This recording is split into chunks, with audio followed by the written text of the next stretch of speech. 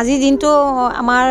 এটা ভাল দিন গণেশ পূজাৰ আছে লগতে আৰু আমাৰ সকলো আমাৰ বঙাইগাঁও ডিষ্ট্ৰিক্টৰ পৰা সকলো ব্যক্তি আমাৰ আজি অযোধ্যালৈ ৰাওনা হ'ব আৰু আমাৰ এইটো কাৰণে আমাৰ নিজকে ভাগ্য বুলি আমি ভাবিছোঁ আৰু আমাৰ 3 দিনীয়া কাৰ্যসূচী যাতে আমি চবেই ভালে ভালে যাব পাৰোঁ আৰু এনেকুৱা এটা সৌভাগ্য আমি পাম বুলি আমি ভবাই নাছিলোঁ কিন্তু আমাৰ এই চৰকাৰখনৰ কাৰণে আমি বহুত এটা ধুনীয়া সুবিধা পাইছোঁ সেইকাৰণে আমি আজি ভালে কুশলে আমি গোটেইবোৰ মানে মানুহ যাতে আমি অযোধ্যালৈ যাব পাৰোঁ 3 দিনীয়া কাৰ্যসূচীৰে হয়তো আমি 15 তাৰিখে তাৰপৰা ৰাওনা মিতি আহিম আমাৰ বঙাইগাঁৱৰ পৰা 310 হ'ব মানুহ ৰামলালাৰ দৰ্শনৰ বাবে আমি আজি বঙাইগাঁও নিউ বঙাই ষ্টেচনত আমি গোট খাইছোঁ আমাক জিলাৰ কৰ্তৃপক্ষই ৰেল কৰ্তৃপক্ষই সুন্দৰভাৱে এটা সভা আয়োজন কৰি আমাক বিদায়ৰ কাৰণে এটা ভাল ব্যৱস্থা কৰিছে তাৰ বাবে আমি দলকো আৰু লগতে ৰেলৰ কৰ্তৃপক্ষকো ধন্যবাদ জনাইছোঁ আশা কৰিম আমি ভালে ভালে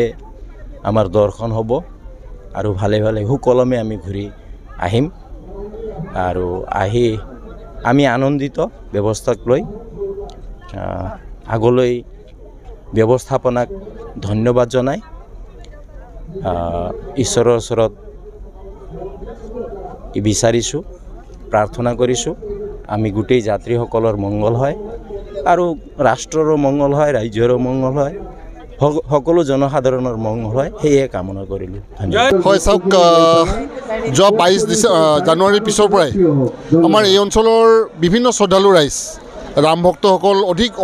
আগ্ৰহেৰে অপেক্ষা কৰি আছে ৰামলালাৰ দৰ্শন কৰাৰ কাৰণে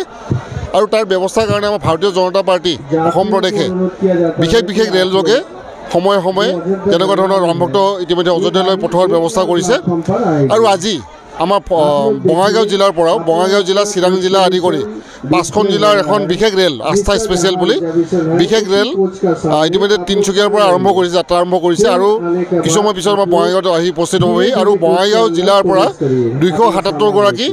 আৰু চিৰাং জিলাৰ পৰা প্ৰায় 33 গৰাকী টোটেল মুঠ 310 গৰাকী যাত্ৰী বা শ্ৰদ্ধালু ৰাইজ ৰাম ভক্ত ইয়াৰ পৰা যাত্ৰা আৰম্ভ কৰিব তেখেতসকলে যোৱাৰ কাৰণে যিখিনি ব্যৱস্থা কৰিব লাগে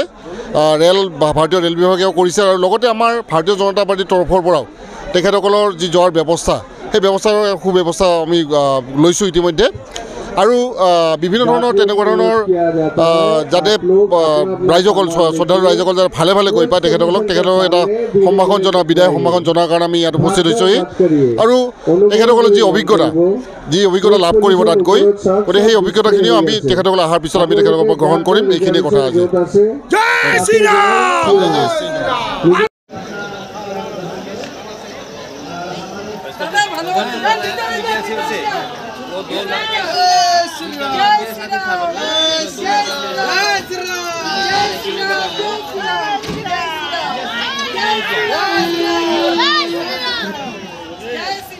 अभी जॉइन मतलब हुआ